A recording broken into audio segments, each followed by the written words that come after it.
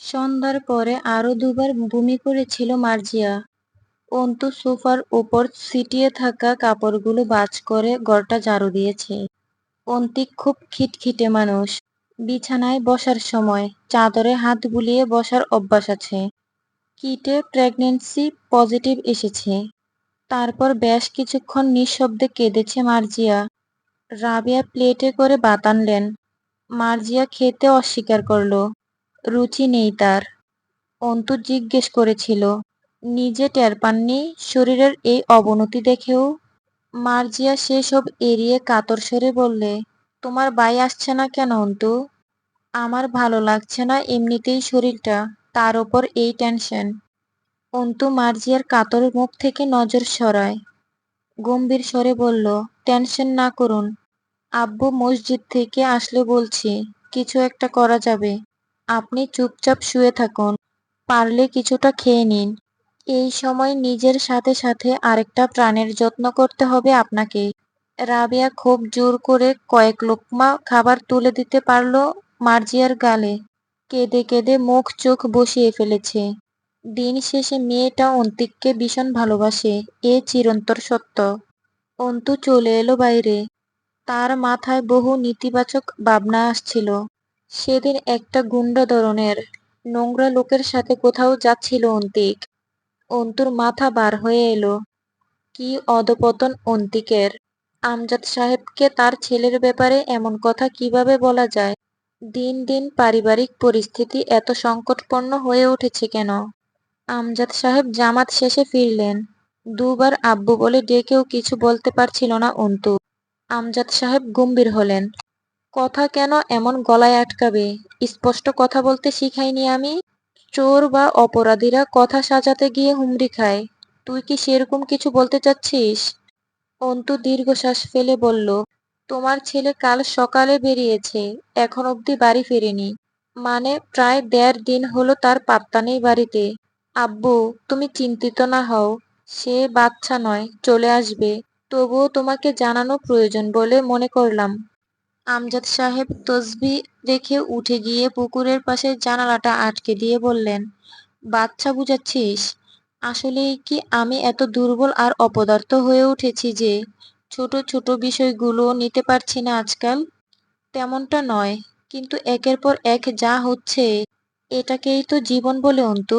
যখন দেখবি জীবন সমতল রাস্তায় বেশ আরামে গড়গড়িয়ে দুলদুলিয়ে চলছে, তখনই বুঝবি তুই স্বপ্নে আছিস। অল্পক্ষণের মাঝে ঘুম ভেঙে জেগে উঠবি। কারণ বাস্তবতা হলো পাহাড় কেটে বানানো সরু রাস্তা, যার পদে পদে বাঁকা উঁচু নিচু খাদ, আর যে কোনো সময় জীবন নামক গাড়িটা উল্টে পড়ার সম্ভাবনা দিয়ে ভর্তি। এইসবে যেদিন ভয় পাবো, তার আগে আমি মাটির তলায় শয়িত হয়ে যাব। অন্তু চেপে চোখজোড়া বন্ধ করে ফেলল। বিড়বিড় করে বলল, প্লিজ আব্বু, প্লিজ চুপ করো। কিচ্ছু হয়নি, হবেও না। আমজাদ সাহেবের বের হওয়ার মুহূর্তে অন্তু কোথা থেকে দৌড়ে এসে হাত চেপে ধরল হুড়মুড়িয়ে। আমজাদ সাহেব গোমরা মুখে বললেন, পাগলামি না করে ঘরে গিয়ে পড়তে বস। সেদিন পরীক্ষা দিয়ে এসে ২ দিন বেশ ফাঁকিবাজি করেছিস। আমি এখনই ফিরে আসব। আমিও। আমিও কি? এখনই ফিরে আসব। একটু ঘুরে আসি চলো। ধমক দিলেন আমজাদ সাহেব। বড় হোসনি। আর কবে বড় হবি? আমি কি শখে যাচ্ছি যে পিছু নিতে হবে? আব্বু, তুমিই তো বলতে সন্তান বাপ মায়ের কাছে কখনো বড় হয় না। সেই আমি যত বড়ই হই, আমার বয়স যতটুকু বাড়ছে তোমারও বাড়ছে। সুতরাং তোমার তুলনায় আমি যা তাই রয়ে গেছি কিন্তু। ঠিক বলেছি না? অন্তু চাইল রসিকতার মাধ্যমে আব্বুর টেনশন কম করতে। আমজাদ সাহেব হার মানলেন। মৃদু দমক দিয়ে বললেন, চাদর নিয়ে আয় যা, ঠান্ডা লাগে না গায়ে? অন্তিকের দোকান বন্ধ পাওয়া গেল। পাশের দোকানদার জানালো কাল থেকে দোকানই খুলেনি। এরপর বেশ কিছুক্ষণ নীরব হয়ে দাঁড়িয়েছিল দুজন রাস্তার পাশে। অন্তু ঠিক বুঝতে পারছিল না আব্বুর অভিব্যক্তি। গম্ভীর মানুষদের এই এক সমস্যা, তাদের উত্তেজনা বা শান্তভাব সবই একরকম, চুপচাপ। সে বুঝতে পারছিল না কি করে পরিস্থিতি সামলে নেওয়া যায়। অন্তিক গতকাল বাড়ি থেকে দোকানের উদ্দেশ্যে বেরিয়ে দোকানেই আসেনি, তাহলে কোথায় গিয়েছে? এখন কোথায় খুঁজবে ওকে? কোথায় যেতে পারে? অবচেতন মস্তিষ্ক থেকেই নেতিবাচক ভাবনা উঁকি মারছে। অন্তু ধমক দিয়ে তাদের ভেতরে পাঠালো। আমজাদ সাহেব আচমকা শক্ত করে চেপে ধরলেন অন্তুর বাম হাতখানা। অন্তুর মনে হলো সে এবার এই গোটা বিশ্বের ব্রহ্মাণ্ড জয় করে ফেলতে পারবে নিমিষেই। তাতে তার গায়ে একটুও আঁচড় লাগার সম্ভাবনা নেই আর। চোখ বুজে দুটো শ্বাস ফেলে বলল, আব্বু, তোমার ছেলে দুটো কলেজ লাইফে বন্ধুকে আমি চিনি, তুমিও তো চেনো। আব্বুর হাত ধরে রাস্তা পার হলো অন্তু। চাদরের এক প্রান্ত কাঁধ থেকে পড়ে গেছে। আমজাদ সাহেব অন্তুর হাত ছাড়লেন না, বরং বাম হাত দ্বারা চাদর কাঁধে তুলে দিয়ে একটা ধমক দিলেন। সর্দি লাগলে 1 পয়সার ঔষধ কিনে দেব না, মনে রাখিস। ভালোভাবে চাদর জড়িয়ে এনে গায়ে। ঠান্ডা কিন্তু কম নয় বাইরে। বন্ধুরাও এখন সংসারী হয়ে গেছে। পুরনো শিক্ষককে দেখে ব্যস্ত হয়ে পড়ল। আমজাদ সাহেব সকলের অনুরোধ নাকচ করে কেবল অন্তিকের খোঁজ করে বিদায় হলেন। সম্ভাব্য সকল জায়গায় খোঁজ করে বিশেষ ফায়দা হলো না। এমনকি অন্তিকের নাম্বার দুটোও বন্ধ। দুজন রাস্তার পাশে উঁচু ফুটপাতের ধারে বসল। অন্তুর বুক কাঁপছে। চুপচাপ বসে থাকা আব্বুর মনে কি বয়ে যাচ্ছে তা আন্দাজ করতে চাইল। খুব করে মনে হলো, যদি সে ম্যাজিক জানতো, এখনই অন্তিককে এনে সামনে দাঁড় করাতো। এরপর এক লোহমায় ভেঙে দিত বাপ ছেলের মাঝের কঠোর দেয়ালখানা। বুকের ভার সহ্য হচ্ছিল না ওর। অসহায় লাগছিল খুব। সে কেন পারে না আব্বুর পেরেশানির সহজ সমাধান হতে? সমস্যাগুলো তার নাগালের মাঝে হয় না কেন? বেশ কিছুক্ষণ দুজন চুপচাপ পাশাপাশি বসে রইল। রাস্তার ওপাশে ফুটপাতে বাপা পিঠা বিক্রি হচ্ছে। আমজাদ সাহেব জিজ্ঞেস করলেন, পিঠা খাবি? অন্তু তাকালো আব্বুর দিকে, অল্প হাসলো। মানুষটা বরাবর নিজেকে পাথর প্রমাণ করতে চেষ্টা করে, যেন এই জগতের কোনো ব্যথা বা উদ্বেগ তাকে কাবু করতে পারে না। দিন শেষে পরিবারের কর্তব্য পালন করতে গিয়ে এত এত জটিলতা এবং দেনা পাওনা ঘাড়ে করে বসে আছে, তবুও যেন মনে হয় না তার কোনো কর্তব্য সে ঠিকঠাক পালন করছে। অন্তু মাথা নেড়ে বলল, ওহো আব্বু। হো, আনমনে বললেন আমজাদ সাহেব। থানায় একটা জিডি করলে হয় না? আমিও ভাবছি। থানায় একটা সাধারণ বিবরণে ডায়েরি করে। দুজন বেরিয়ে এসে থানার বাইরে দাঁড়ালো। আমজাদ সাহেব ফোন করলেন কাউকে। অন্তু ইশারায় জিজ্ঞেস করলে বললেন, মোস্তাকিনকে জানিয়ে রাখি। অন্তু আর কিছু বলল না। তার মনে হলো খুব শীঘ্রই সবকিছু ঠিক হয়ে যাবে। চিন্তা করার কারণ নেই। সে শুধু শুধুই এত বেশি ভাবছে। টিকিট কাউন্টারে টুকটাক ভিড়। রাজধানী শহর বলে কথা। হাত ঘড়িতে সময় দেখল জয়। 11:53 বাজে। সে ফ্ল্যাট থেকে বের হয়েছে সোয়া 11টার দিকে। এরপর বিয়ার কিনতে গিয়ে দেরি হয়েছে। দৌড়ে বাসে উঠল। এত রাতেও সবগুলো সিট বুক। তার জন্য একটা সিট রয়েছে একটা মেয়ের পাশে। মেয়েটা জানালার ধারে বসে আছে। জয় গিয়ে দাঁড়িয়ে কাঁধ থেকে ব্যাগ খুলতেই মেয়েটা উঠে দাঁড়িয়ে খ্যাঁক খ্যাঁক করে উঠে বলল, একদম এখানে বসবেন না। আমি আপনার পাশে বসে যেতে পারবো না। এখানে বসবেন না আপনি। আমি বসতে দেব না। বাস ছাড়বে এক্ষুনি। জয় রাগ সামলে বলল, আর কোনো সিট টিট ফাঁকা নাই। দুজনে বসার জন্য যথেষ্ট জায়গা আছে এই সিটে। আপনি বসেন, অসুবিধা হবে না। মেয়েটা কর্কশ সুরে জোর করে চেঁচিয়ে উঠল, বললাম না আমি আপনার পাশে বসে যাব না। যেতে পারবো না কোনো ছেলে মানুষের পাশে বসে। আমি, অন্তত রাতের জার্নি। চুপ কর শালি, চুপ। জয় চট করে নিয়ন্ত্রণ হারালো। গলার ভিতরে এক খাবলা টিস্যু গুজে দিব আর এক ফোঁটা আওয়াজ গলা দিয়ে বের হলে, চুপ থাক শালির মেয়ে। সকলে উঠে দাঁড়ালো। হেল্পার এগিয়ে এলো। জয় দাঁত খিচে বলল, ওই চেংড়ি, নাম তুই, নাম। নেমে যা বাস থেকে। মেয়েটা কেঁপে উঠল।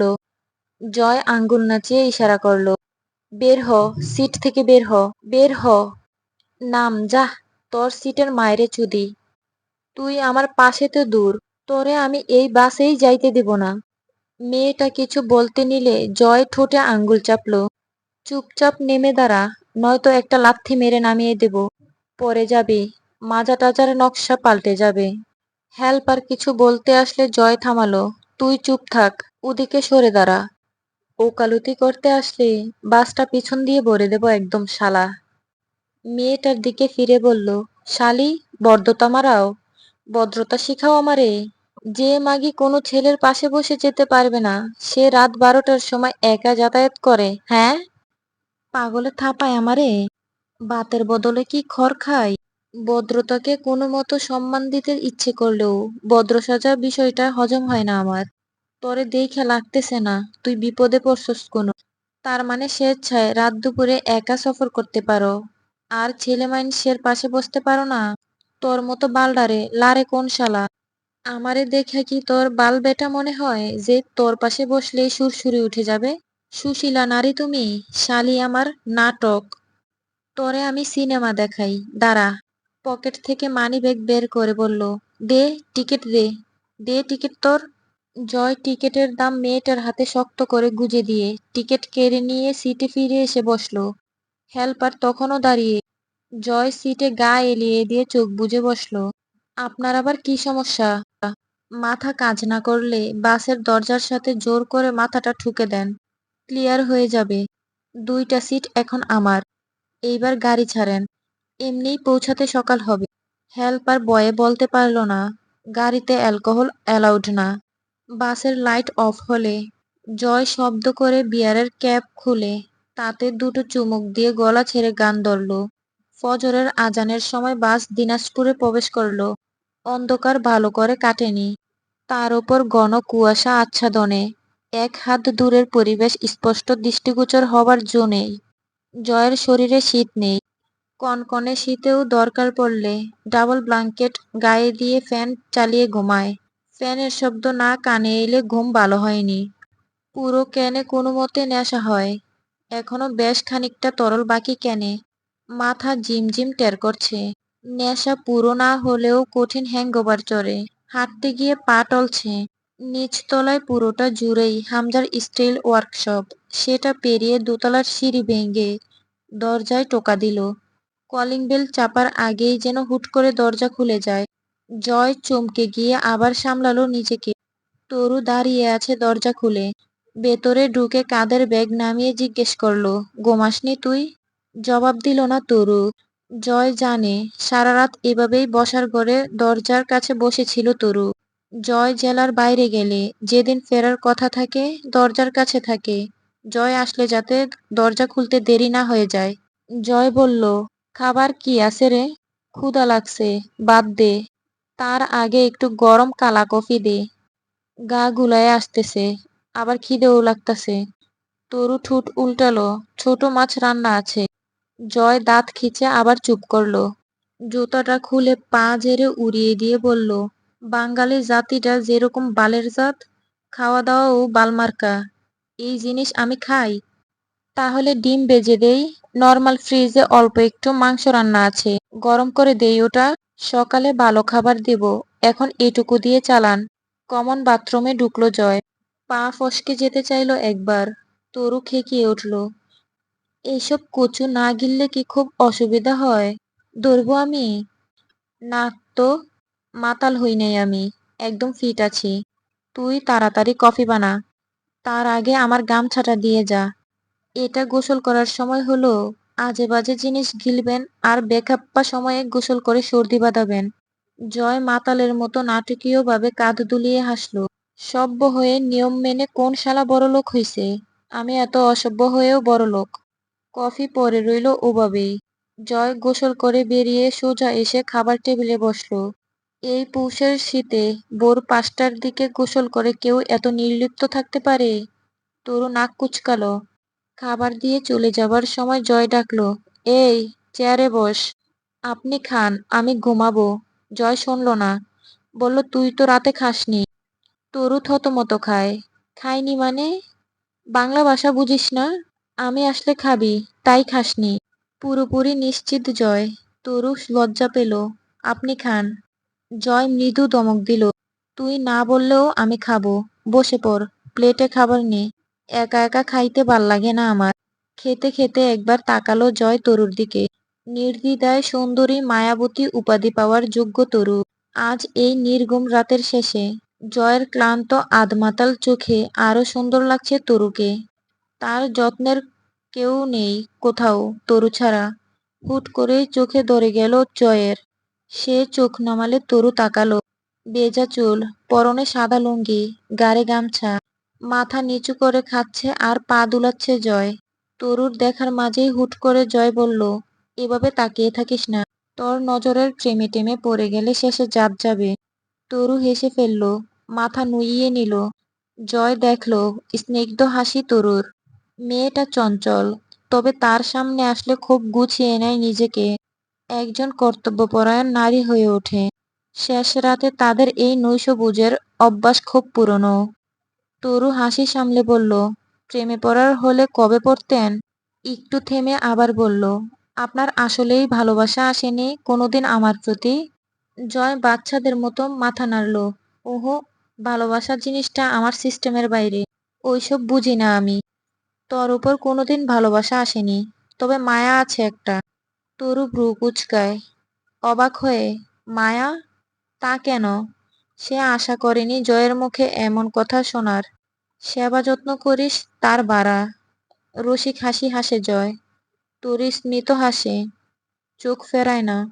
খানিক পর জয় আনমনে বলে, কারণ আমারে কেউ কোনোদিন নিঃস্বার্থ ভালোবাসে নাই। ভালোই বাসে নাই। আমার মনে হয় তুই একমাত্র একটা পাগল, যে আমাকে বিনা স্বার্থে, কোনো উদ্দেশ্য ছাড়া মনোযোগ ও ভালোবাসা দিয়েছিস। চালাক হ তরু।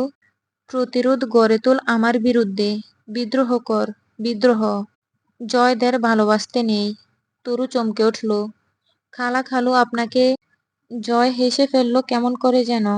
অর্ধেকটা খাবার ভর্তি প্লেটের মাঝে পানি ঢেলে হাত ধুয়ে ফেলে চেয়ারে হেলান দিয়ে বসে জয়। বলল, আমি বিশাল বড়লোকের চ্যাংড়া। কথাটা বলেই চোখ মারল জয়। বাপের সমস্ত সম্পত্তির একমাত্র মালিক আমি। এমনিতেও আমি বেশি দিন দুনিয়ায় থাকবো না। তাতে আমার পর সবকিছু অটোমেটিকলি আমার পালনকারীদের হয়ে যাবে। যেটাকে তুই তাদের ভালোবাসা বলতে চাইছিস, সেই কথাকথিত যত্ন আমি রাস্তার কারো কাছেও পেতাম। আমার নামে আমার ধোঁকাবাজ বাপ মা মোটা টাকার গুদাম রেখে গেছে। তরু অবাক হয়ে বলল, কিন্তু হামজা ভাই? জয়ের হাসিটা এবার রহস্যজনক দেখতে লাগলো। গাড়ে হাতের আঙ্গুল ঘষে বলল, ভালোবাসা আর প্রশ্রয়ের মাঝে পার্থক্য তুই বুঝিস না। না, আমিও বুঝতাম না। মাঝখানে একটু থেমে দুবার মাথা ঝাঁকি দিল জোর করে। জিমজিম করছে মাথাটা। সামনে বলল, ভালোবাসায় প্রশ্রয় কম থাকে, খুব কম। সেখানে কঠোর শাসন থাকে, আবার ক্ষেত্রবিশেষ প্রবল ছাড়। রাস্তায় অপরিচিতকে ধরে তুই শাসন করতে যাবি না। যার উপর টান লাগে, মায়ার টান, যেটারে তোরা ভালোবাসা বলিস, তারে মানুষ শাসন করে। আমারে কেউ কোনোদিন শাসন করে নাই। তরু কেঁপে উঠল জয়ের অজান্তে। জয় কখনোই নিজেকে নিয়ে বলে না, কোনোভাবেই না। জয়ের উদ্ভট হাসির সাথে এমন সব কথাগুলো খুব বিচ্ছে। আমি যখন একের পর এক সিগারেট ফুঁকে যাই, হামজা ভাই কোনোদিন ধমক দিয়ে বলে নাই, সিগারেট ফেল, আর ছুবি না। ক্লাস 8-এ প্রথমবার সিগারেট ঠোঁটে রেখে আগুন জ্বালাইছি। হা হা হা। তখন গলা জ্বলতো খুব। একবার দুয়া গেলার সময় গলা দিয়ে পুড়তে পুড়তে যেত নিকোটিন। কেউ সেদিন চটাং করে একটা থাপ্পড় মেরে কেড়ে নেয় নাই সিগারেটটা। গলা পুড়ছে, আমি দোয়া টেনে গেছি। এক সময় সয়ে গেল, আর ছাড়তে পারলাম না। হামজা ভাই জানলো, কিন্তু কিছু বলল না। কলেজে উঠার পর দেখতাম বন্ধুরা ইচ্ছে মতো চুল কাটতে পারে না, বাপ নাকি মারবে। আমি যেমন খুশি যেভাবে খুশি যা খুশি করে বেড়াতাম। সবাই আমায় এই জন্য লিডার মানতে শুরু করলো। আমি ওদের কাছে স্বাধীনচেতা, বাবের গুরু হয়ে উঠলাম। তখন মনে হতো, শালার আমারই তো জীবন, আর কি লাগে। সবগুলো শালা দুর্ভাগা। কি জীবন ওদের, ইচ্ছে মতো কিছু করতে পারে না। বাপের গোলাম সবগুলো, সবগুলা খবিস। হা হা হা। টেবিলে ঝুঁকে পড়ে গাড় মুচড়ালো এদিক ওদিক। পরপর চোখের পাতা ঝাপটালো কয়েকবার। চোখ বুজে হাসলো আবার। পরে বুঝলাম, ওদের মতো দুর্ভাগা আমি চাইলেও হতে পারবো না। ওরা দুর্ভাগা, কারণ ওদের বাপ মা আছে। চুল কেটে বাড়ি গেলে বাপ মারে, মা গালি দেয়। সিগারেট টানলে বাপ জানলে খবর খারাপ হবে। আমার এসব হওয়ার চান্স নাই, কারণ আমার তো বাপ মা নাই।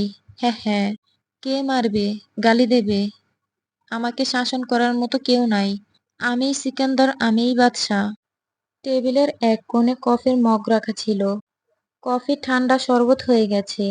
তাতে চুমুক দিয়ে বলল, রাত করে বাড়ি ফিরলে হামজা ভাই জানলে ২-৪টা লাথি দেয় মুখে। কিন্তু তা ভয় পাওয়ার মতো না। মাল গিলে ডুলতে ডুলতে বাড়ি ঢুকলে মামি যত্ন করে ঘরে তুলে শুইয়ে দেয়। আমার বন্ধুরা বলতো, রাত ১১টার সময় বাড়ি ফিরলে মা নাকি বাপের কানে অভিযোগ লাগায়। পরে বাপ পেদানি দেয় ইচ্ছে মতো। মা জাতের ওপর চরম রাগ হতো আমার। আমার মামি তো রাগ করে না।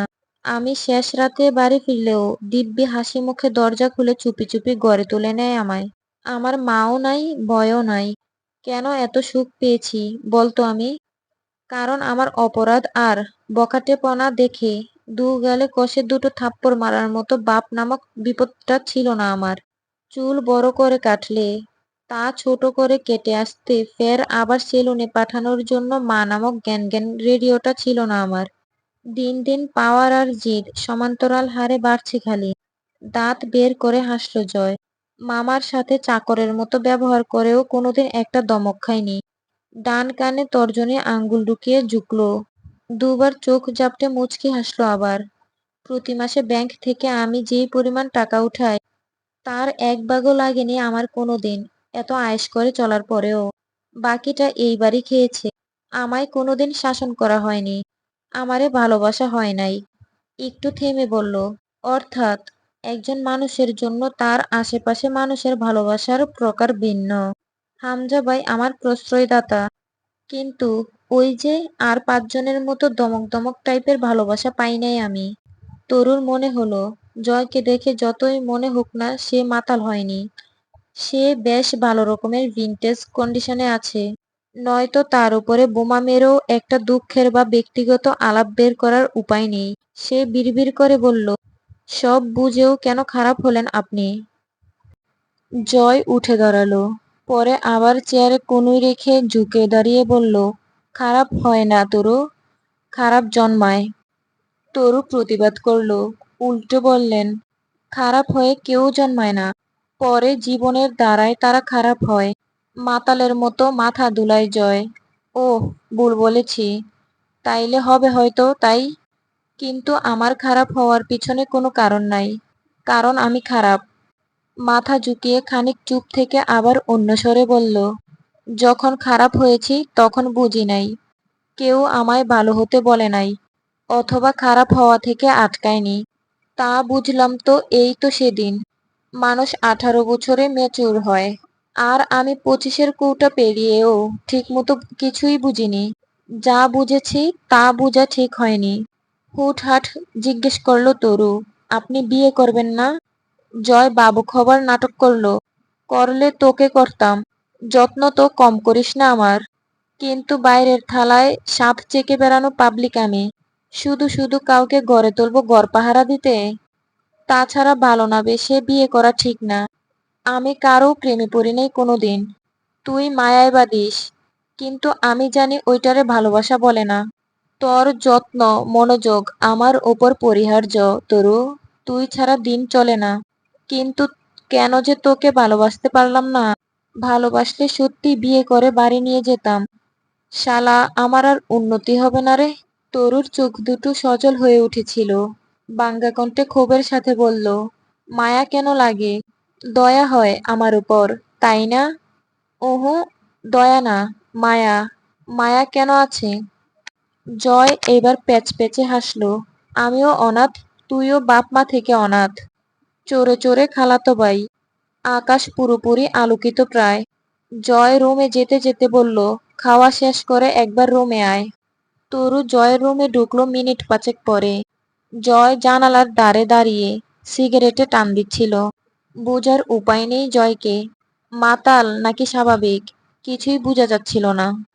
তরুর উপস্থিতি টের পেয়ে বিছানার উপর থেকে একটা ব্যাগ তুলে তরুর দিকে এগিয়ে দিল। এবার চুপচাপ আমার রুম থেকে বের হয়ে যাবি, উইদাউট এনি প্যান প্যান। তরু দেখল ভিতরে একটা নীল শাড়ি। ডুকরে কান্না পেল। মাঝে মধ্যে এত নিষ্ঠুর আর রহস্যজনক লাগে জয়কে। কি বলে কি করে বুঝার উপায় থাকে না। জয় বারবার জিজ্ঞেস করে, কেন তরু ভালোবাসে জয়কে। তরু জানে না তা ভালোবাসা কিনা। তবে জয়ের কথায় আজ সে নিজের অনুভূতির নতুন নাম পেয়েছে, মায়া। হ্যাঁ, মায়াই বটে, নয়তো কি। ছেলেটার জন্য অসীম মায়া লাগে তরুর। তরু জানে জয় নোংরা, আবার সে এটাও মানে সে নিজেও নোংরা, তাই জয়ের প্রতি এই মায়া। হোক সে নোংরাই তবে। এখন যেমন মন চাইছে শক্ত ওই বুকের উত্তাল ঢেউয়ের মতো আছড়ে পড়তে, অথচ অনুমতি নেই প্রকৃতির, সায় নেই উদ্দীপনাবাহী সংবেদনশীল কাঠামোর। শুক্রবারের সকাল, রাতে জিডি করে আসা হয়েছে, কিন্তু কোনো খবর নেই। কিন্তু তবুও কেন যেন অন্তু আশাহত হতে পারছিল না। তার মনে হচ্ছিল সব ঠিক হবে, কিছু হয়নি। আমজাদ সাহেব বাজারে গেলেন, তখন সকাল 10টা। অন্তু বসে পড়ছিল শীতের সকালে তপ্তহীন রোদে। যাওয়ার সময় আমজাদ সাহেব অন্তুর পাশে বসে ছোট্ট একটা লিস্ট তৈরি করে নিয়েছিলেন। রাবেয়া রসুন পেঁয়াজ কেটে রাখলেন সেই রোদেই। মার্জিয়াকে আর ডাকা হয়নি। সারা রাত নিশ্চয় না ঘুমিয়ে সকালের দিকে ঘুমিয়েছে এই শরীরে। ঘড়ির কাঁটা যখন দুপুর 12:30, আমজাদ সাহেব এলেন না, অথচ ওনার ফেরার কথা বড়জোর 11:30টায়। চারদিকে জুমার আজান ফুরিয়ে এলো, তিনি ফিরলেন না। অন্তু বারবার করে গেইটে গিয়ে দাঁড়িয়ে থেকে এসেছে, আব্বুর দেখা না পেয়ে ফিরে এসেছে। রাবেয়া অতিষ্ঠ হয়ে বসেছিলেন। সময় পেরিয়ে দুপুর 2টো বাজলো, আমজাদ সাহেব এলেন না। অন্তুর ভাবনার টনক নড়ল। সে কমপক্ষে 20-25টা কল এতক্ষণে করেছে আব্বুর নাম্বারে, বারবার বন্ধ বলার পরেও। ছাদে গিয়ে দাঁড়িয়ে থেকে এলো। দূর রাস্তার মোড় অবধি চেয়ে রইল কতক্ষণ। আমজাদ সাহেবের পাত্তা নেই। রোদ গায়ে লাগছিল না অন্তুর। সে দাঁড়িয়ে রইল ছাদের রেলিং ঘেঁষে খোলা চোখে। মনটাকে কেটে ভিতর থেকে আলাদা করে ফেলতে ইচ্ছে করল। আজে বাজে চিন্তা ভিড় করছে সেখানে, খুব জ্বালাতন করছে। দুপুরে রান্না হয়নি, খাওয়াটাও হয়নি। সকালে আব্বুর সাথে বসে ঘি আলু ভর্তা দিয়ে আম্মুর হাতের খিচুড়ি খেয়েছিল। ছটফটানি বাড়ল যখন সন্ধ্যা হলো। সময়ের আবর্তন রাত 10টার কাঁটা অতিক্রম করল। আমজাদ সাহেব বাজার থেকে ফিরেননি তখনও। খুব লম্বা বাজার করছেন। অন্ধকার চারপাশ, পূর্ণ চাঁদ আকাশে। ছাদে দাঁড়িয়ে থেকে অন্তুর খুব হিংসে হলো ওই আলোকিত চাঁদকে। আব্বু বাড়ি ফিরল না এখনো। তার খোঁজ তো চাঁদ রাখেনি, বরঞ্চ জ্বলজ্বল করছে আকাশ পানে। স্বার্থপর খুব চাঁদটাও। অন্তুর দুঃখে সে একটুও দুঃখী নয়। অন্তু চেয়ে রইল পাড়ার সরু গলির মোড়ের দিকে। বারবার চোখে ভেসে উঠছে আমজাদ সাহেব বাজারের থলে হাতে সরু রাস্তাতে ঢুকছেন। হ্যালোসিনেশন হতে থাকলো অন্তুর। আমজাদ সাহেব ক্লান্ত হয়ে বাড়ি ফিরে বাজারের ব্যাগ অন্তুর হাতে ধরিয়ে গম্ভীর স্বরে বললেন, আরে একটা জরুরি কাজ পড়ে গিয়েছিল। আমি কি বাচ্চা ছেলে, এত চিন্তা করতে হবে কেন তোর? ফোনে চার্জ ছিল না, বন্ধ হয়ে আছে।